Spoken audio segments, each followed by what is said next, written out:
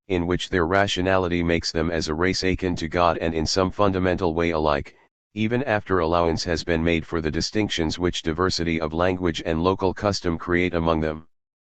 Hence there are some rules of morality and justice and reasonableness in conduct which are binding upon all men, not because they are laid down in the positive law or because a penalty follows their violation, but because they are intrinsically right and deserving of respect. Finally, and perhaps vaguest of all, men were felt to be fundamentally social in their nature. This idea had no such precision as Aristotle's theory that man is an animal who reaches the highest stage of his development in the civilization of the city-state. It suggested merely that respect for the laws of God and man is a native endowment of human nature and that by following the lead of this innate reverence he fulfills his own nature, while he stultifies himself if he elects to do the opposite. The development of these ideas, in the 1st century before Christ and in the 2 or 3 centuries thereafter, followed two main lines. The one continued in the direction already indicated by the influence of Stoicism upon the beginnings of Roman jurisprudence. It had the effect of embedding natural law in the philosophical apparatus of the Roman law. The other had to do with the religious implications of the idea that law and government are rooted in the plan of divine providence for the guidance of human life. In both cases the development of a political philosophy was incidental. Of the writers to be considered, only Cicero was avowedly a political theorist, yet his effort to deal specifically with the political problems of the Roman Republic was the least important part of his work. But though a political theory was incidental to more general purposes in the one case to the construction of a system of law and jurisprudence and in the other to the construction of a theology and an ecclesiastical organization, the resulting modes of political thought departed widely from the point of view that had prevailed in Greek political theory and exerted a profound influence upon political reflection in the centuries following. Legalism, the presumption that the state is a creature of law and is to be discussed not in terms of sociological fact or ethical good but in terms of legal competence and rights. 160. Had hardly existed in Greek thought, it has been an intrinsic part of political theory from Roman times to the present. The relation of the state to religious institutions and of political philosophy to theology had scarcely been problems for the Greeks, but they set the chief problems and colored the discussion of every problem throughout the Middle Ages and well down into modern times. In the history of political theory, therefore, the changes wrought in the age just before and not long after the beginning of the Christian era were of momentous importance, though they produced no systematic treatises on political philosophy. This chapter and the following will deal respectively with these two tendencies, the legal and the theological. In respect to dates they lie nearly parallel to one another. Perhaps a word of explanation is required for allocating Cicero to the first and Seneca to the second, thus violating a chronological arrangement and also, as it may seem, slurring over the break which might be assumed to have occurred with the rise of Christianity. The reason for including Cicero in the same chapter with the lawyers is not, of course, either that he was a great jurist, for he was not, or that only lawyers read him. It is merely that his political ideas seem to have a secular cast and so a relatively close affinity with those of the lawyers. Seneca, on the other hand, gave a definitely religious bias to his philosophy. The reason for including Seneca with the Christian fathers is to mark the fact that, in the beginning, the rise of Christianity did not carry with it a new political philosophy. Christianity itself and its ultimate establishment as the legal religion of the empire were the consummation of social and intellectual changes that had long been at work and which affected almost equally thinkers who never embraced the new faith. So far as political ideas are concerned, those of the fathers were for the most part those of Cicero and Seneca. For purposes of historical accuracy there is no reason why the Christian era should be taken as beginning a new period in political thought. Cicero. The political thought of Cicero is not important because of its originality. His books were frankly compilations, as he himself avows. They had, however, one merit which is far from negligible: everybody read them. An idea once embedded in Cicero was 161. Preserved to the reading public for all future time. So far as his political thought is concerned, his philosophy was the form of Stoicism which Panaetius had produced for a Roman public and transmitted to the Scipionic circle. In fact, nearly all that is known of this philosophy as it stood at the beginning of the 1st century before Christ has to be gathered from Cicero. His own political treatises, the Republic and the Laws, were written at about the middle of the century and are the best index of political thought at Rome, especially in conservative and aristocratic circles, during the last days of the Republic. For the understanding of Cicero and his historical importance it is necessary to distinguish rather sharply between the immediate purpose for which he wrote and the long-time influence that he exerted. His influence was very great, but what he attempted was a total failure, if not actually an anachronism in its own time. The moral purpose for which he wrote was to commend the traditional Roman virtue of public service and the preeminence of the statesman's career, enlightening and harmonizing these with a tincture of Greek philosophy. His political object was nothing less than to turn back the clock and restore the republican constitution to the form that it had had before the revolutionary tribunate of Tiberius Gracchus. This explains his adoption in the Republic of the younger Scipio and Laelius as the heroes of the dialogue. Needless to say, this object had little reality when Cicero wrote and none at all within a generation after his death. To this part of his political theory must be assigned two ideas to which he attached great importance but which, in the age under discussion, had hardly more than antiquarian interest, a belief in the excellence of the mixed constitution and the theory of the historical cycle of constitutions. Both these he derived from Polybius, and perhaps also from Panaetius, though he endeavored to modify them in the light of his own understanding of Roman history. In fact, Cicero had a really promising plan, if only he had possessed the philosophical capacity to carry it out.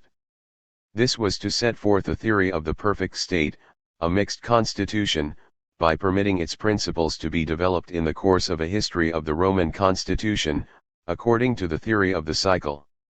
Contributed by many minds working under diverse circumstances and embodying piecemeal the solutions of 162.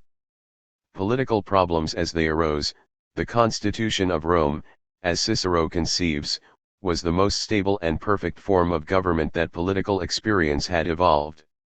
By tracing its development and analyzing its parts in relation to one another it should be possible to arrive at a theory of the state in which mere speculation is reduced to a minimum. Unfortunately, however, Cicero lacked the originality to strike out a new theory for himself, in line with Roman experience and in defiance of his Greek sources. The Polybian cycle, the orderly alternation of good and bad constitutions, from monarchy to tyranny, from tyranny to aristocracy, from aristocracy to oligarchy, from oligarchy to moderate democracy, and from democracy to mob rule had been commendable chiefly for its logical neatness, but such empirical observation as lay behind it was that of the city-states.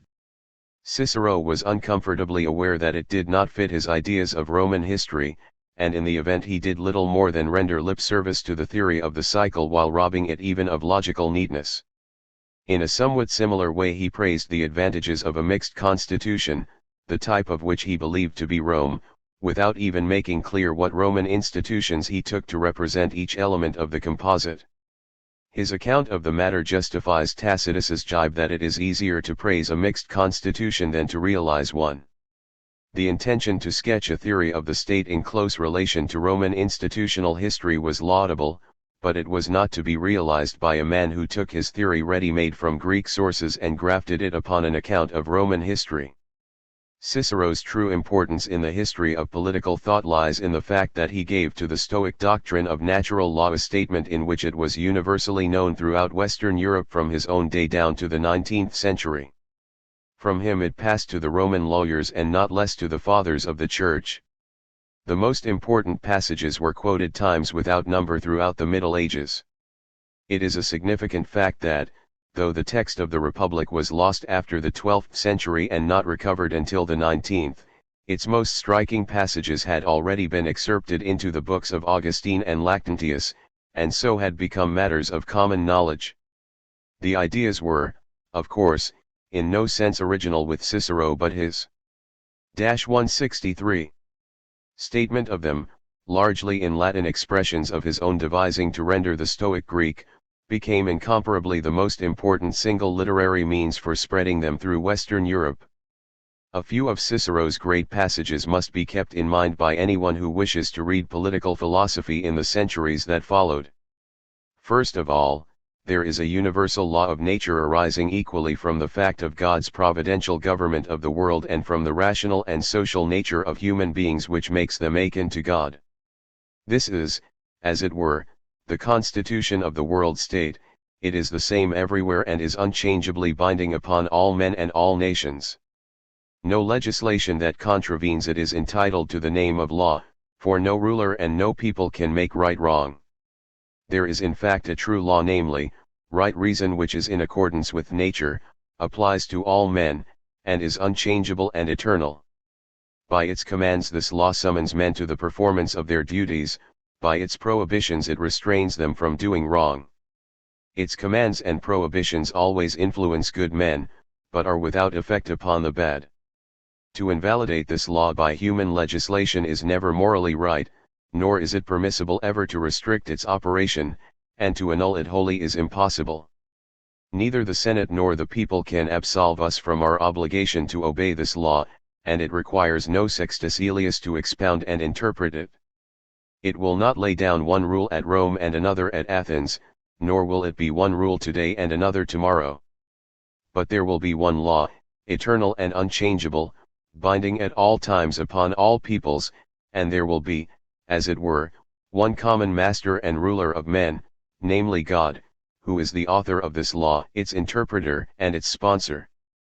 The man who will not obey it will abandon his better self, and, in denying the true nature of a man, will thereby suffer the severest of penalties, though he has escaped all the other consequences which men call punishments. 1. In the light of this eternal law all men, as Cicero insists in the most unequivocal terms, are equal.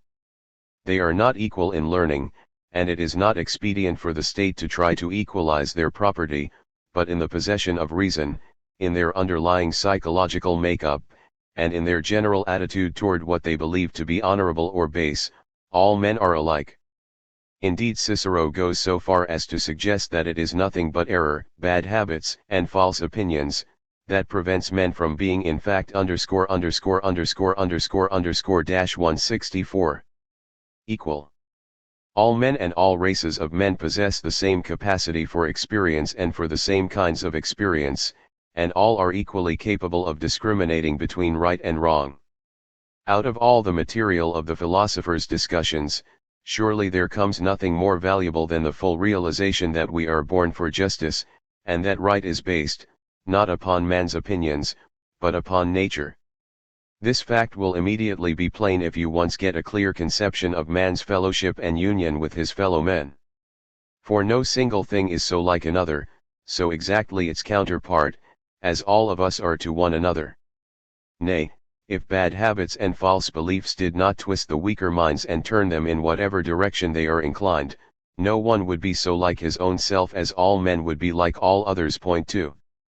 Professor A. J. Carlyle has said that no change in political theory is so startling in its completeness as the change from Aristotle to a passage such as this. 3. The process of reasoning is, in truth, the exact opposite of that which Aristotle had used. The relation of free citizenship for Aristotle can hold only between equals, but because men are not equal, he had inferred that citizenship must be restricted to a small and carefully selected group.